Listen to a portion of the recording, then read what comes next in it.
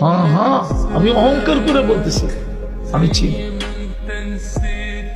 দুনিয়ায় যতজন নবীর কবর চিহ্নিত আছে, আমি আমার এই দুই চোখে দেখা আছে।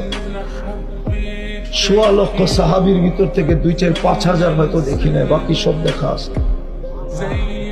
আল্লাহ আমাকে দেখাইছে কোরআনে যত জায়গার কথা লেখা আছে, অধিকাংশ জায়গা দুই একটা বাদ গেছে কিনা জানি না, বাকি সব আমার এই দুই চোখে দেখা আছে। যে বাবা, তোমার কাছে আর তো কিছু পাঠাইতে পারবো না, ৩ বার সূরা ইখলাস পড়া পাঠায় দেন। এই উম্মতের জন্য তো সুযোগ দিছিলেন।